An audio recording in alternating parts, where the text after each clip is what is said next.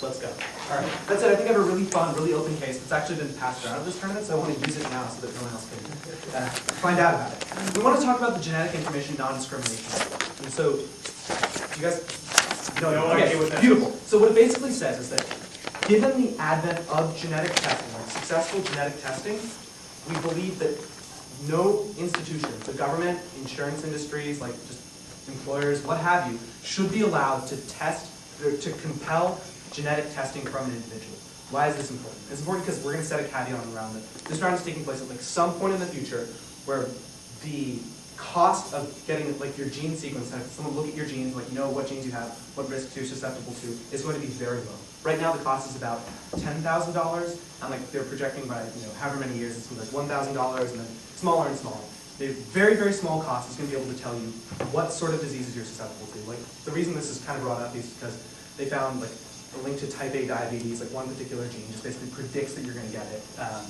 And we think with the advent of more research, you're going to come into a system where very cheap genetic testing is able to indicate all sorts of major diseases that you're going to get, like how likely are you to get heart disease, cancer, so on and so forth. The Genetic Information Non-Discrimination Act soared through the House with only like 3 votes against. Hasn't come to the Senate yet. We say it's a terrible idea to get rid of it. Okay, who would this apply to exactly? You said insurance agencies, is it extended to employers? Can you just give us some more examples? Yes, insurance agencies, employers, government, any institution that's going to compel genetic testing before giving it. Before what? Before giving something like a job, insurance. So it can't be part of the application process or anything like that? Actually, well, it could probably be part of an application process, but it couldn't be a mandatory process. Okay. So, okay. And in addition to not being allowed to test, they're also not allowed to use the information if they do come across discriminate against people based on their genetic risk factors. Is that correct? That's correct. So you couldn't charge someone a higher insurance premium because they had a genetic predisposition to adopt, for example? We actually don't think that's the case. And the reason being is because that is directly influential to the case. Like the insurance system would actually break down into that instance. Get into that in case. So they could discriminate based on... They can discriminate in premiums? So you're gonna be able to get around this sort of thing very easily by just like saying like, oh, we're not going to discriminate against this, but like here are 2 different insurance rates, or like this, we'll create some sort of company that says it's not mandatory, but if you go ahead and do it, you'll get a reduced rate. Okay. All right. Okay. Ask more questions because this I'm not sure. I think. Can you explain that? Okay. So I'm in the insurance industry, yeah. and you come to me not having had a test, or having had a test, and you say like, look at this, I'm not susceptible to anything. Right. I'm going to charge you a really low rate. So what's going to happen? All the people who get tested and realize they have really low rates of like getting particular diseases are going to come forward with that information. What's the rest of the pool going to look like? Really susceptible to disease, charging against high rates. So everyone in that pool will then have an increased incentive to like signal out and say like, hey, look at me, I'm less likely to get lots of diseases. Meanwhile, that portion of the population rates will get more and more expensive. So you're saying that's okay, or? We're saying that you should be able to have compulsory testing. Okay. Because we think the results are pretty much inevitable either way, and we think it's better on the side of the house. All right. Cool. Mark, go. 3 points. First, preventative medicine. We think that if you know what sort of risks someone is susceptible to, you can act preventatively to prevent those risks. Very obvious point. If you know someone is susceptible to heart disease, you can put them on a diet regimen that really avoids it. If you know someone's really susceptible to cancer, you can start screening them more frequently. If you know someone's susceptible to diabetes, like you can check their blood sugar level all the time. Like you can act as soon as it happens. You know it's likely for it to occur. So we think this is really good. We think that in general, people are going to be kind of motivated to do this. But we think that unless you have a compulsory agenda by like an insurance agency or by the government, people aren't necessarily always going to do this on their own. So we think that on their side of the house, what's going to happen is people sometimes aren't going to want to go ahead and do this. One, we just see empirically that people don't always act in their best interest, right? Like, I guess it would be best if everyone who was like susceptible to heart disease got a test that, like got their blood tested for like cholesterol levels all the time and like checked that out and really acted preventatively in their favor. But people empirically don't do this. And we think that on our side of the house, since we can compel people to get this checked, it's going to encourage preventative medicine. We're going to get more preventative medicine on our side of the house. The second thing is we just think people have a psychological aversion to knowing what sort of diseases are likely to befall them.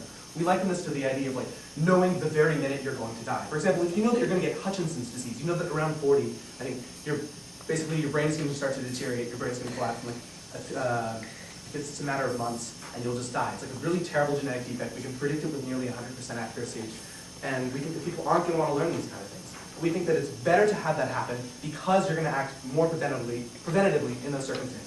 The other benefit we think we capture is that on our side of the house, it's possible to create a large database of individuals, right? We can know what the genetic code of everyone in the population looks like, what sort of diseases everyone is susceptible to, and act like on a group scale preventatively, right? So we can say that like, oh, this sort of disease is likely to spread through the population, and we can act on that, even though, like if we didn't have some sort of compulsory testing, we wouldn't be able to get that information. Yeah. Okay, but I mean, not every insurance company is as altruistic as you're making them out to be. Aren't they just as likely to test someone and say, well, preventative medicine might be really good for you, but we're not going to pay for it? I mean, isn't that the real fear? Well, so they actually do have an incentive to do that, right? Because it's going to decrease the cost of this patient, right? Because if you know with some certainty that this person is going to get type A diabetes, you'd rather be paying for like checkups now than, you know, like treatment of their diabetes in the future. Like, this is the kind of thing that's going to want to happen. The other thing that we'll get is just sort of a government database of this kind of information that can exist. We think the government can actually be motivated in order to do this. Second point, insurance collapse. This is kind of like the leveling bit in the round, because I think ultimately when you see that there's a decrease in risk, like when people more fully understand what's going to happen to them and their bodies, right, the cost of insurance is going to go up. But who's it going to go up for? The people who have those diseases, the people most likely to get those diseases. Rich and I maintain that the highest cost for insurance are not things like breaking a bone or like getting the flu, but rather things like cancer, heart disease, diabetes. These are the things that rack up major costs. These are the things that people need medical insurance for. But what's going to happen is, when people understand those risks, the insurance companies are going to be able to charge people larger fees if they're likely to get those sort of things. So the people who are the worst off are the ones who are going to have to pay the most, right?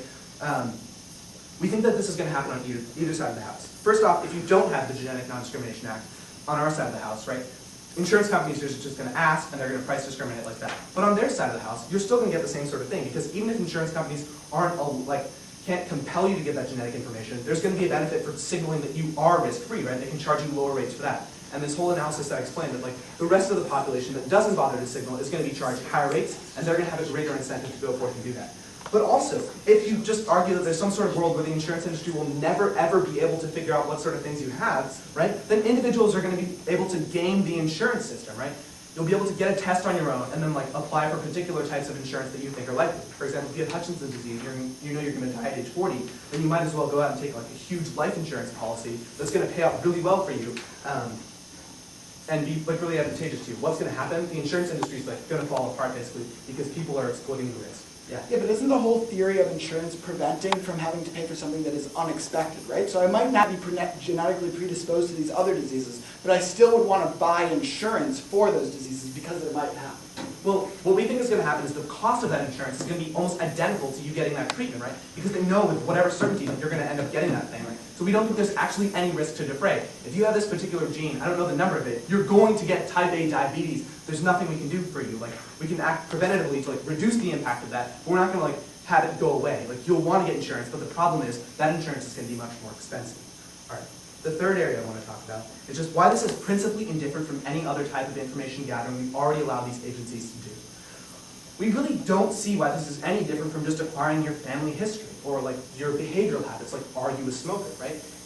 In some cases, we actually already use the expression of these genes to discriminate against people. Like, I can look at Rich and know that he has brown eyes and be like, oh, like Rich is some kind of guy who has brown eyes and like is susceptible to these sort of things, right? That seems a little bit abstract, but if you consider other expressions of genes like, I don't know, the Y chromosome or having two X chromosomes, male and female, you'll see that we already have systems in place that discriminate. Like, females pay lower insurance rates than males. Like, people with family histories of heart disease, et cetera, pay more insurance than, or pay more for medical insurance than families that don't, right? And so we think that asking you to disclose this genetic information is like really not in any case different. The real impact of this, though, is that we already have a system set up in our society to avoid discrimination against those individuals, right? Although it isn't perfect, we try to avoid male and female like discrimination between these two facts. Like, so we don't think that they can make any argument that's going to be like, oh, you're going to get some sort of discrimination against people with bad genes. The reality is we already fight against that discrimination in the status quo, right? With disabled people, sick people, like men and women, etc. We already have laws set up in place. We don't think we need to burden the system with extra laws, and we're really proud to propose to get rid of this. Thank the Prime Minister and call upon the Leader of the Opposition. Hear, hear. Hear, hear. Hear, hear.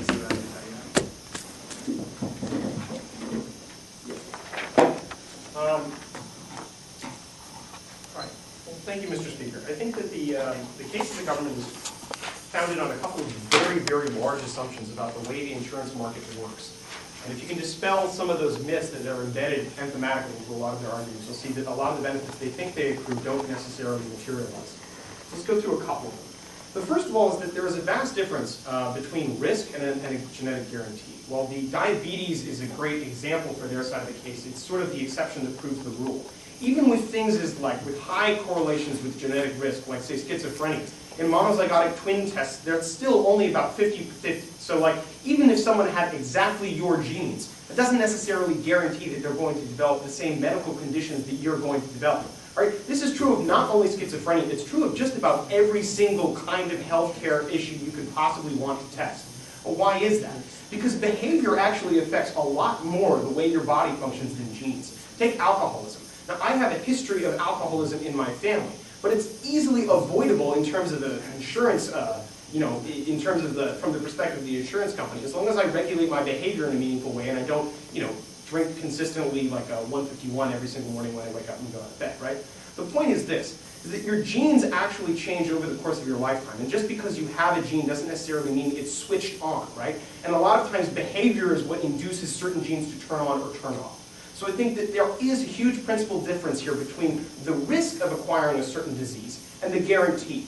At the point that it is behavioral risk, it's not necessarily that are these insurance companies taking this into account, it's are they legitimately doing it. They could be taking it into account and still charging people high rates for insurance, maybe prohibiting them from even having health insurance because they are of their genetic risk factors, right? Even though the person has a clean bill of health and very likely is deserving of health insurance. We think that it is wrong to hold someone's genes something that they have no power over against them, simply because they have genetic risks for certain things that may never materialize. So that's assumption number one.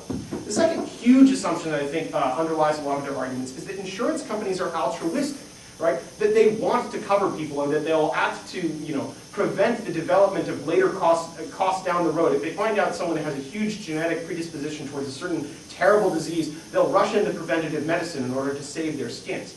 That's not how insurance companies work at all. There is no bureaucrat sitting in an insurance company anywhere who's like, oh my God, Johnny might get sick, someone call a doctor. He's thinking, oh my God, Johnny might get sick. Hike up his premiums. Charge him more, because he's going to cost us more. Or hike up his premiums, or cut him off coverage altogether, right? They are risk-averse capitalist entities, and that means that if you have a huge genetic predisposition towards certain diseases, even if it's not going to affect your health in your lifetime, they're just as likely to just charge you so that they don't have to worry about if those symptoms do develop, or just not cover you at all. What that means is if you allow genetic prejudice, these things which, again, remember my first point, might have no basis in reality, you're going to cut people, deserving people, out of the healthcare system, or charge people more. And because, remember, of the way the health insurance market works, larger insurance rates for a few people will correlate to larger insurance rates overall. If you allow people to take the genetic risk factors, like, oh my God, we're treating an area where there are 50% African Americans who have a massive genetic risk for sickle cell anemia. So we're going to take that into account, we're going to raise their premiums, that will raise the market rate, the average market rate for insurance in general, which means fewer people get health care based on information that means nothing. That's really, really problematic. Now the third, I think, really important fundamental assumption here, and this is the biggest one, is that we have an insurance market that is competitive. Now, I'm going out on a limb here. I know I'm speaking to a Republican, but markets don't solve all the time, all right? And the insurance market in the United States is a great example of an oligopoly. Now, I can prove this with empirical data in a brief moment. A lot of states have passed laws that put caps on punitive damages that can be awarded in suits, with the theory being that if you take out these random, awful lawsuits, insurance rates overall would go down because doctors' insurance rates would be less expensive, and therefore, the market would solve, competition would lead to more health insurance for everyone. In every state that's passed caps like that, what they've discovered is that there is, without any direct collusion, indirect collusion about the price of insurance, which means that people, even when you take those huge risk people out of the market, insurance doesn't go down for everybody else. Which means that even if we allowed their system and allowed insurance companies to use this massive prejudice to cut people out of the system so that they didn't have to pay for diseases, which, remember, might never manifest any symptoms in their lifetime, it doesn't guarantee better health insurance or cheaper health insurance for anybody. Which means that you're being principally unfair for no societal gain. We think that that's really, really problematic. My final point and my final observation is this. The purpose of healthcare and the purpose of assessing risk in our society in general is to try and get the maximum gain out of the minimum dollars in terms of covering people. But it's not just that. There are also ethical guidelines that need to guide how we distribute scarce medical resources in our society. Now, I personally think that we ought to opt into a system where everybody has insurance, but as long as we don't have that, right, I mean, Barack Obama, 2008, as long as we don't have that, I think the best way you can do it is to set very strong standards on what we are allowing insurance companies to take into account. And the difference between genetic risk and actual behavior is that actual behavior is a much better predictor of actual health. I know a hell of a lot more about your internal environment if I know that you're a smoker than I do if I even know your family history. And while he said it's not necessarily different from, knowing someone's exact genetic imprint is totally different from knowing their genetic history, I think that there's a clear distinction there. One is just a much higher level. It's a difference of degree, if not a difference of kind. But I would argue that you might even argue principally people shouldn't even be allowed to take family histories into account when assessing premium rates. I think that's fine as well. You should take an individual as they stand, measure their behavior. It's a far better predictor. It's more accurate, and not only that, it's more fair. It means lower insurance premiums for everyone and more health care in general. Sure. Sure, Brendan, behavior may be a better predictor, but when insurance companies are able to access this sort of information, or are able to find it implicitly with signal theory, why wouldn't they use it, even though it's not perfect? Right, this is the belief that it is absolutely inevitable, and we are completely powerless to prevent the bureaucrats and insurance companies from acquiring this information. I don't buy that. I think that a societal effort to actually contain this information and keep it in front of the people that actually need to see it, like the person themselves or their exact, their personal doctor, that's totally possible. It's doable. We limit the circulation of all kinds of medical information in the status quo. It's eminently reasonable to suppose that we do the same kind of thing with this information. So going case study, the first argument they leveraged was that you could get better preventative medicine on their side of the house by allowing compulsory testing. Now, first of all, I would respond to this by saying compulsory testing is really, really a damaging thing to begin with. You're violating someone's bodily autonomy, the right to say what information they give or what information they don't give out. So that's problem one. But two, remember that you don't necessarily get better preventative medicine because of the reason I leveraged off case. Insurance companies aren't altruistic, they're looking to minimize their bottom line. They're not asking this information so they can help you, they're asking this information so they can determine whether or not they can charge you more for the health care they do give you. And he says, look, some people just won't know, and some people don't want to know, so we should force them to find out. Now, I disagree with that, one, because of the idea that people should be able to decide what information they want to have access to or not. I mean, you might agree that on a rational level it makes more sense for you to know your genetic risk factors, but there are lots of people who, for principled or religious reasons, simply wouldn't want to be exposed to that kind of information. Take Christian Scientists who object to modern medicine in general.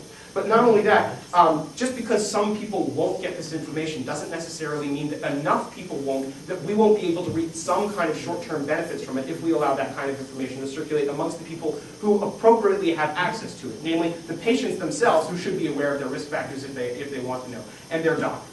So the next argument he leveraged was that the insurance collapse is a serious risk. He says we're going to get larger frees, we can just have them ask and trade. Again, this is the inevitability argument. I don't buy it. I don't think there's any reason to necessarily believe we couldn't legitimately and legally contain this information to the most appropriate actors. And third and finally, he says that it's principally no different from family behavior or family history or behavior. Again, I think I've already shown that distinction. It's fundamentally distinct, and behavior is a far more accurate leading indicator. We're proud to oppose. Thank the Leader of the Opposition and call upon the Member of Government. Hear, hear.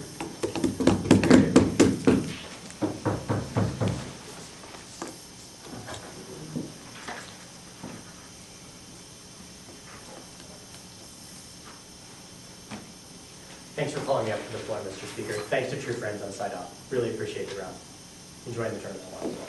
That being said, I want to get started by addressing the independent points that we hear from Brendan off case, and then I'll get on to the stuff that Andrew told us on case. Unfortunately, we don't hear as much from the LO as we would have liked to hear, and I think that I missed some pretty good stuff that Andrew did. That being said, before we get started, I want to give you just a little bit of more information on signaling theory. Now, Andrew tells you specifically that signaling theory is going to answer how the insurance company is going to collapse. So I want to give you a little more information on this. Recognizing the world in which op lives, sure, you can't be compelled to give any information to the insurance company, but you always have the choice of whether you want to go and get any sort of genetic testing on your own. And sure, I may not have any history of heart disease, for instance, in my family. So I have an incentive to go and get tested and have some sort of proof to do that. I can then go to an insurance company, someone who advertises that they might give good rates for people who show this, or maybe they don't have to advertise it, but it becomes known in the marketplace, and recognize that they're going to go ahead and see this as proof, and that's going to be your ticket to lower insurance. Now, sure, they're not going to prevent anyone else from discriminated against them, but at the point that you don't show them that, they're going to offer a different line of insurance, and it's going to be the insurance, like the regular insurance that we have today. And yet there's going to be a discounted marketplace for people who are willing to signal in and give themselves like the information over to the insurance company that they don't have any risk. So that being said, the first thing we hear from them is the idea that there's a difference between genetic guarantee and risk, and that most things aren't certain. Now, sure, I agree that not all these genes are as good, are like as perfect as when Andrew tells you, like you're basically going to drop dead as soon as you turn 40. But like recognize that at the point that they tell you that like it might be a 50% risk. We tell you that in aggregate, these genes are a great predictor of people getting the disease. It doesn't tell you that each person is necessarily going to get it, but in aggregate, it provides a much better way for insurance companies to go ahead and like make correct decisions, and also for like how to allocate resources. Sure. Then aren't you using those persons for whom it is not an accurate indicator as some kind of means to a societal end, and what about their right to be treated fairly? Okay, so sure, some people may consider that as like them being used as a means to an end, but like I'm going to tell you, like recognize that we don't think this is any different from how any sort of insurance system works in the status quo, and we don't think it's going to be a unique change. Like look at the point that I have to disclose my family history or automatically pay a higher rate for insurance when they ask, did like your father or your grandfather have heart disease? Did he have heart failure from something like that? That's something that insurance companies basically are forcing me to like give over to them in the status quo. We don't think that this is really any different. It's just doing the same types of things, but in like greater scale. There's no sort of like principled distinction between what's going to happen like after the case. But then they tell us specifically genes change over time, that there's like behavior induction, and sure, we agree with that, but unfortunately behavior isn't something that we can like adequately judge. And we think that like insurance companies, regardless of whether or not it's the correct thing to do, no thank you, are going to do it anyway. But then they say ultimately it's wrong to hold them to something that people can't change. But like recognize like we think it's done a lot in the status quo. We don't think we're going to make the problem any worse. Okay, let's move on to the second thing they talk about us. It's not talk about us, that they tell us. Sorry, I guess I can't speak tonight. They say, like Brendan tells us that insurance companies are not altruistic, and instead of like trying to prevent someone from getting a disease, they're going to try to like save the most money. Now, what Andrew and I are trying to tell you is that oftentimes these two things go hand in hand. Because recognize that if someone is going to have some sort of onset of a disease, something which is going to be expensive to treat going forward, we think it makes sense for the insurance company to go ahead and try and screen people and see that like perhaps they should be put on the correct diet, or they should be seeing people on like a semi-regular basis to try and prevent the disease from getting out of hand before they have to spend a lot of money on some sort of costly treatment. We think that like ultimately insurance companies are rational actors in a capitalist system, and they're going to like follow this information. But then they tell us that like that a few people with higher rates will give higher rates for all. They talk about the oligopoly. Sorry, I'll take you on case. But like recognize that like we think that this is a little bit different in this example, because actually that's not even important. The important part here is that like recognize this. We do guarantee higher rates for some people anyway, and that's going to happen on either side of the house. The important part that we think is going to happen is that ultimately there's going to be better overall care that's going to come out on our side of the house. Because we think that on either side, like we agree that perhaps some sort of socialized healthcare system might be better. And recognize if that should happen, we think that we're going to get better healthcare on our side of the house because we have access to the genetic information for the entire population. And we think that overall that's going to provide for like better tailoring of vaccines and better like allocation of resources in the treatment process. And if that shouldn't occur, we think that there is going to be the incentive for certain people to be able to pay less. Because sure, at the point that insurance companies can make their profits, there's going to be some sort of limitation because people are going to refuse to pay for some ridiculously high rate. The last thing we hear about from Brendan on off case is this idea of like ethical guidelines for how we should engage in distribution of medical resources.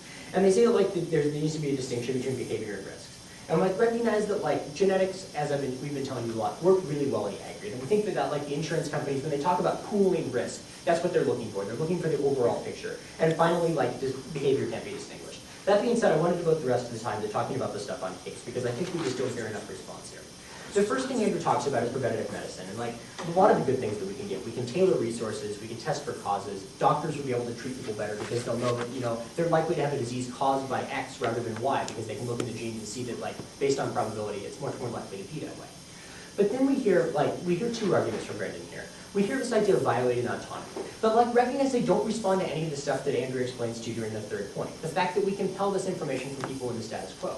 We take things like family history. We already access genetic information when we require people to like give over the color of their eyes and the sex that they might be. And we think that they need to show you some sort of distinction between these two things. Sure. Can an insurance company actually compel that I tell them what race it is? Can a job do it? As of my understanding, when I applied to college, it said fill in the bubble of your race optional. Aren't most Okay, decisions so sure, race may not be something that they can compel of you. But it recognizes the point that they can adjust the premiums based on whether or not you give up something like family information. In function, it's the same thing as it being compelled. They're already like discriminating on price on that function. And we tell you that it's not going to be any different on our side. But then they tell you that people should be able to make a choice as to whether this information should be like disclosed. I mean, to give you this idea of, you know, perhaps people have religious reasons to try to get out of this. And Andrew and I tell you that sure, there may be like religious groups that are going to opt out of this system. And we tell you that that happens in lots of other ways in laws that we think are paternalistic. And we're going to say that sure, that might happen. But the thing we're concerned about is that overall, for the vast majority of society, people don't opt out on religious grounds. We think that this paternalism is justified in the sense that it provides for better health care for those people, but not only for those people, for the rest of society as a whole. No thanks, sorry, I have to get to the rest of it. That being said, I want to get to the second point we talked about why the insurance industry collapses. And like recognize on their side of the house, they think that like ultimately we're overplaying the situation. They think that we are trying to make this sound a lot worse than it really is because they think that we don't understand the way the insurance industry works. But recognize the information I give you about signaling theory. We think it's pretty clear that like whether or not people like voluntarily, individually are trying to do that, insurance companies in the end will get access to the information from people making the correct decisions individually. We also think that, like, recognize that at the point that we do think that socialized medicine is a reasonably likely outcome under this situation, where it's likely to see that everyone is willing, you know, and will have to like go to a government-backed source for insurance. At the point that private companies can't do that, we think we give you a much better system. Because we give you one where not only is everyone participating, but everyone's information has been pooled, so it's clear what types of things they're going to get. Andrew and I also tell you that at the point that the vast majority of spending in the healthcare industry is not for things like broken bones, but instead is for things like cancer and people like trying to cure a disease that people have had for long periods of time. We think that ultimately we're going to get a lot better like situation on the side of the house. The last thing I want to talk about is just like specifically why we think that this is absolutely no different from what we do in the status quo. Recognize that like in things like family like history, we allow that information to be used in the decision of how much is charged for insurance. Whether or not we actually say they can ask for it or not, the end result is the same. We also disclose things like height, sex, eye and hair color, and things like that. And we think that these are genetic things. They're disclosed throughout society, whether it be we give it over to the government for things like your driver's license, whether it be that insurance companies have access to it. We think that stuff is out there in the public domain. We think that they need to give you a principal distinction as to why this is any different. Like, and recognize finally, any sort of discrimination that might be done, we fight already in the status quo. We have reasons by which we fight that, things like the APDA. Like, we give you better insurance, we give you better health care, we're proud to propose. Here, here. Thank the member of government. Call upon the member of the opposition. Here, there.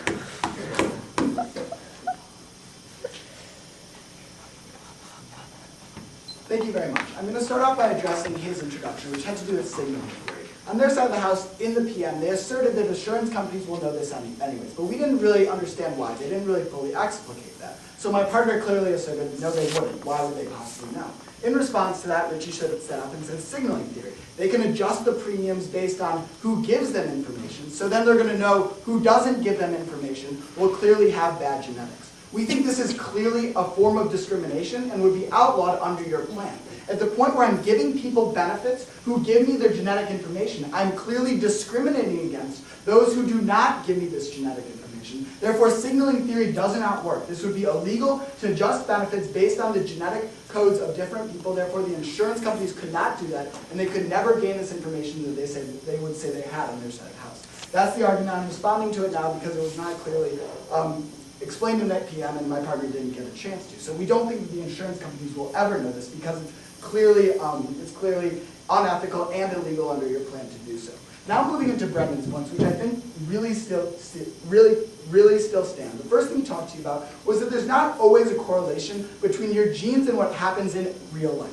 He made this example through various health examples, right? He said that simply because you have bad genes doesn't necessarily mean that in the end you're going to get this disease or you're going to suffer from any ailments. And I'd like to extend this example to other walks of life because I think it hits on a really important philosophy, which is that we should be judged on our lives and our actions in our lives and how our behavior and our genetics mix to form who we are, not simply based on what our genetics say we are predisposed to become. So if we say that anybody can compel us to give them this genetic code, to give us our genetic manipulations, we can have jobs judging us based off this. Do you think it's okay for jobs to judge you based on how smart your genes say you are, how accomplished your genes say you are, rather than what you've accomplished within your own life? Do you think that's just?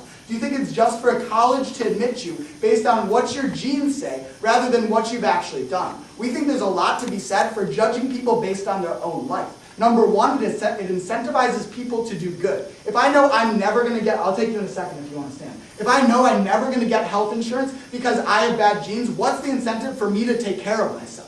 If I know I'm never going to get into college because I've had bad genes, what's the incentive for me to work hard in high school? We don't like this type of branding based on your genetics because it erases all of the principles that we stand for of social mobility and being judged based on your actions within this life rather than what you were born with. We think that we believe in equal opportunity on that side of the house because of that incentive. And that's what Brendan elucidated when he said that there's not clearly a correlation between genes and reality because we have this little thing in between called behavior, which is really important. The next thing that Brendan said is that insurance companies aren't always altruistic. They could hike up the premiums. And they say, yes, they could hike up the premiums and it makes sense to them. It makes sense for them to, it makes sense, okay, so he said they're not always altruistic. They're going to hike up the premiums and they're going to cut them off. In response to this, Richie said, well, it makes sense for insurance companies to encourage them to take these measures to prevent them from getting these diseases. Sure, it makes a lot of sense for an insurance company to help somebody out not to get heart disease if they're going to take them on. But what makes a whole lot more sense, right? What makes a whole lot more sense? Cutting them in the first place. It is good to help the people, assuming that you have to take them, but it makes a lot more sense to cut all of the high-risk patients and only insure those patients who have very, very low risks. And seeing as we said that insurance companies are not altruistic but capitalistic, and that was not challenged on their side of the house, we believe that's exactly what they're going to do. They're going to cut all the high-risk patients instead of encouraging them to be healthy, because that's going to be more effective, obviously, because they won't have to worry about their getting heart attacks down the road no matter what. Yeah, but if you only have low-risk patients, how are you going to extract large fees out of them? Won't they demand to pay less? No, they won't demand to pay less because of my next point, which Brendan said, which is this assumes the insurance is a competitive industry. And he proved to you, and this was never argued against, that there are, because of, in certain states, there are very limited insurance providers that can charge whatever they want. They can therefore take the low-risk patients, cut the high-risk patients because it's not a competitive industry, and still maintain all of their profits. That's what they never argued against.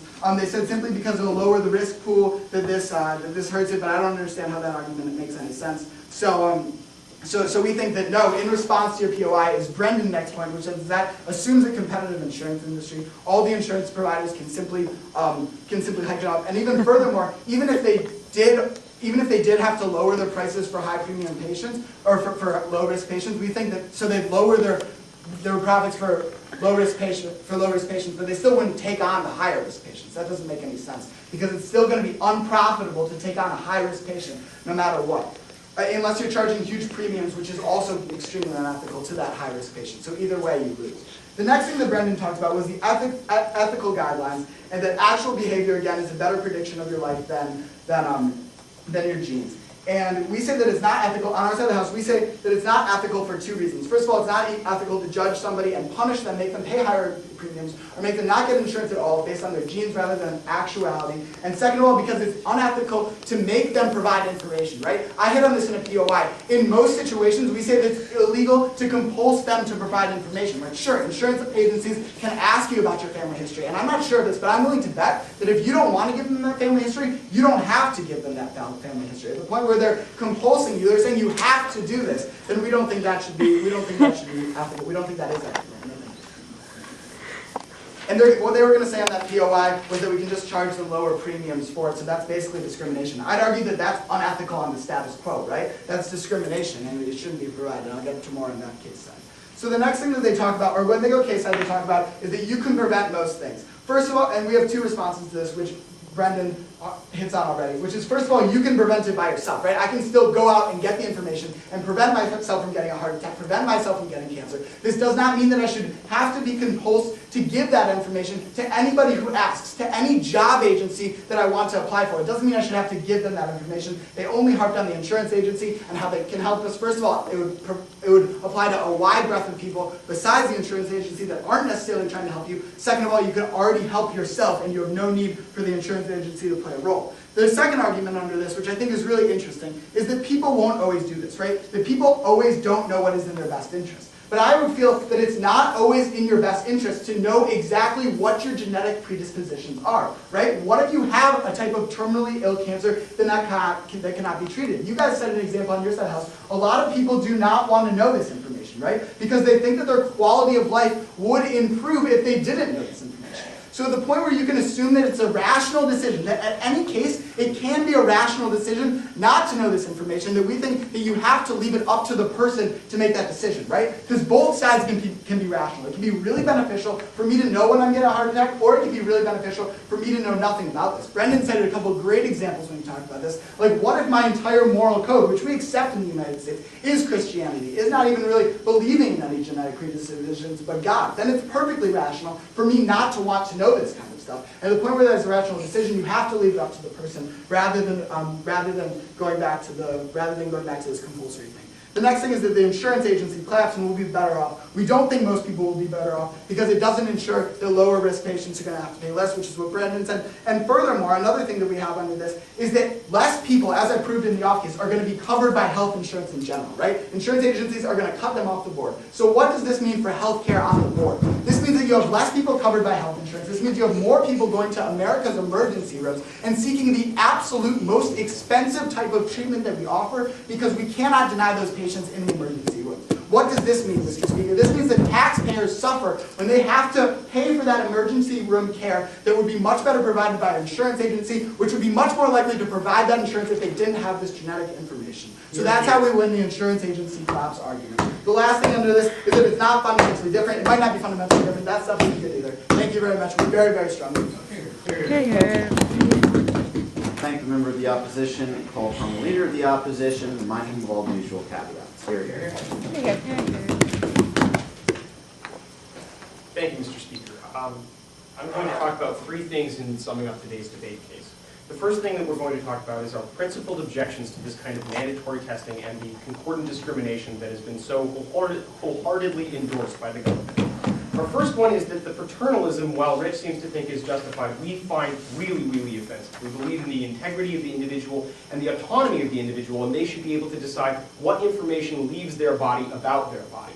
We've said that in no other instances in the status quo do you mandate this kind of testing. And he says, give me a principal distinction between this and family histories. The principal distinction is this: you can choose not to reveal your family history. Under the government's policy, you would have no choice about revealing your genetic information. That's the first major principal distinction between the status quo and what they're proposing.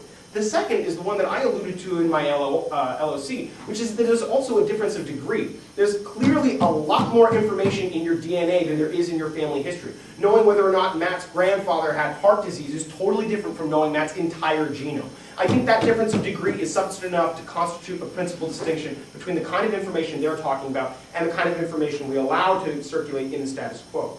The second really important principled objection we had to their policy was that the discrimination is not only really bad, it's stupid. So first, why is it really bad? Matt and I endorsed the idea that in society and even in insurance rates, you ought to be judged more by the content of your character than by any DNA that you happen to have been born with. We say that what you do as an individual is a lot more representative of your overall health and who you are than what risks you may happen to have been born with. Now that turns out not only to be a great principled stand in favor of judging people based on their actions, which I think is really important, but it also turns out to be a better predictor of risk. Remember, how much someone drinks regardless of their predisposition toward alcoholism, or how much someone smokes regardless of their predisposition towards addictive behavior, or how much someone goes out and exercises regardless of their predisposition to obesity, are far better indicators of their overall health than those genetic risks. And we think that if you allow insurance companies to take those genetic risks into account, they're going to be charging otherwise healthy people disproportionately and unfair sums, and we think that that kind of discrimination is unfair. And not only unfair, it's stupid, because it's not necessarily a good predictor of that person's overall health from the perspective of the insurance company. The second thing I want to talk about is the insurance market. And we've had two major claims here that I think are really important. First, in response to their argument about signaling theory, that is to say, enough people will come forward with their information that insurance companies will be able to deduce information about people who don't come forward, we said, first of all, if that's true, it would be illegal, because you're effectively taking into account your assumptions about the genetic risks of people that you don't have information on into account when you charge them their premiums. If you extend the logical extension of the law on the status quo, is that that kind of behavior on the part of an insurance company would be legally forbidden. Now, maybe that clause isn't as explicitly clear in the language as it is on the books right now. I think it's a logical extension of the kind of status quo we're supporting. We would support extending it that way. And not only that, it might not work, because maybe not enough people will come forward to tell you their genetic risk factors. Maybe signaling theory just won't break down because not enough people will act on that information. I don't know. I haven't thought about revealing my DNA to an insurance company until you guys brought it up. So the next thing that we talked about in terms of the insurance market that's important to understand is it's non-competitive. It's an oligopoly in the United States. And as long as that is true, it means that a few people with more information doesn't necessarily translate into lower prices for everyone.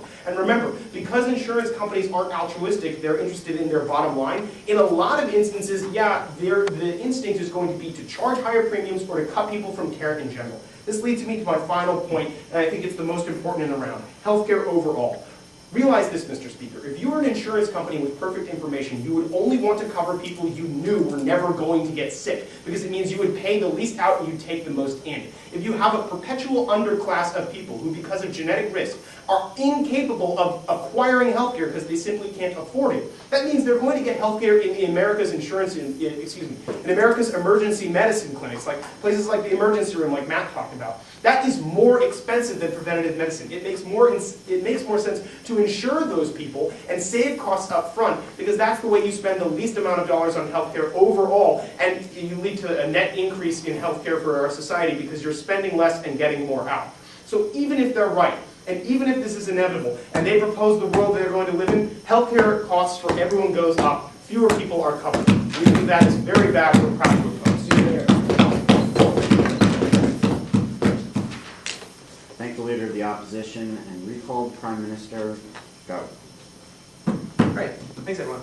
One thing to clear up before I start asking my question of crystallization. First off, when we say it's compulsory for the people to give up their information, it means it's compulsory, otherwise they'll get discriminated against, right? You see the same thing in like divulging your family history. If you don't divulge your family history, you get a higher rate. If you don't divulge your genetic information, you get a higher rate. So just to clear that up, it's not like everyone absolutely has to give it up. It's if they don't give it up, they get higher rates. Like this is what it's been the entire round.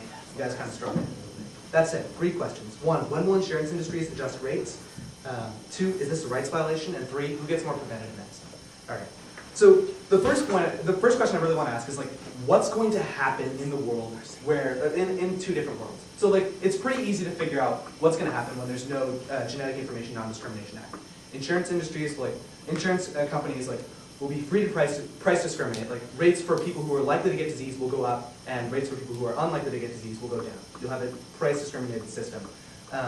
We think that there actually hasn't been a good response to this idea that on the aggregate, genetics are a really great predictor of what's going to happen to people. Since insurance companies pool risk, they're going to be the perfect institution to go ahead and do this, to go ahead and figure out like what sort of groups they can exploit. We think you're going to get that tiered insurance system on our side of the house, like no question.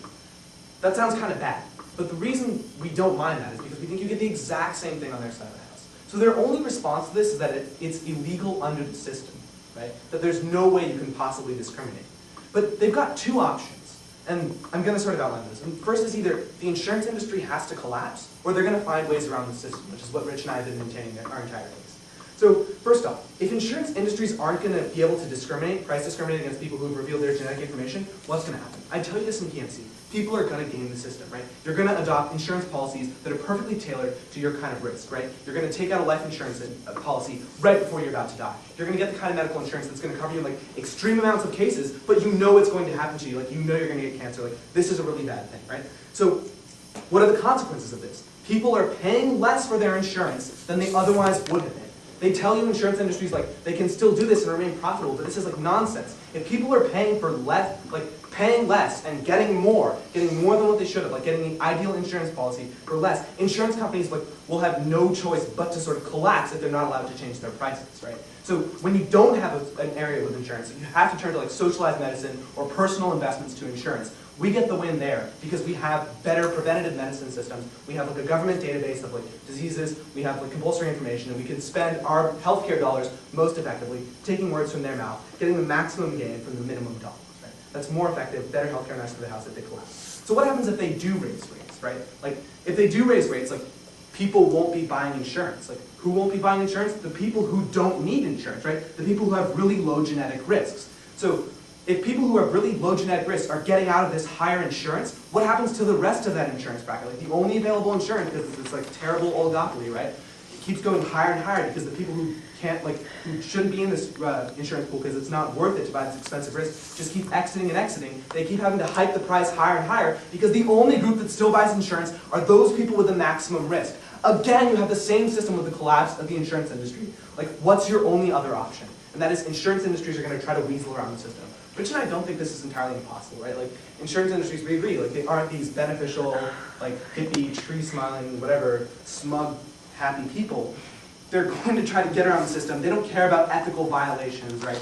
They don't care about breaking the law. If the bottom line profits, the only way to protect this is through breaking the law. So we think you are going to get staggered information, and we think you're going to get that through, like, people, like signaling theory, like the people who are able to signal that they are healthy are going to go ahead and signal, and the insurance industry companies will have to compensate for that. So there, finally, you get a world where it's not so bad on their side, and like it's basically the same, right? Because you have a staggered insurance system where the companies price discriminate, but we think that we also get the better benefit because we have the preventative medicine argument. So two sort of possible options. Either both price discriminated industries or on their side of the house, like insurance system collapses and all we have to rely on is like some sort of socialized system. We think it's better there because of preventative medicine. Second question, is this a rights violation? So we finally get an argument from them on why there's a distinction that like Brendan alluded to in the past, and that is there's so much information out there. Well, first, Op is holding a contradictory position. Right? They're saying like, oh, this is bad information, and then like, oh, it's such good information that it's principally different, right? They actually haven't given you a philosophical reason why this is different. They just feel like the impact of this is so great. But Mr. Speaker, like through time, we've seen advances in like what makes a good predictor of health, right? Like so, we've seen how smoking is a better and better predictor of like you getting lung disease, and we see that companies have adopted those sort of policies over time that discriminate against those sort of people. Like this isn't happening right away. We think this is going to be a gradual process over time, and companies will take this into account, right? Like we find this gene, then we find that gene, and suddenly like the cost of it goes down a little bit more, and we're able to screen more people. It's a gradual process. It's not overnight. There's going to be no point when they can draw a bright line. Like, there really is no distinction. It's just like giving up your family history. You're not saying how smart you are. You're not saying what kind of parents you have, what your behavior is. All you're saying is, I'm more likely to get this disease. The last throwaway question is, who gets better preventative medicine? I think it's us. We get people to actually do this, except for the people who take religious exemption to the rules. We get a government database that has this information. We get healthier people for less money on our side of the house. Proud of this. Thanks, guys.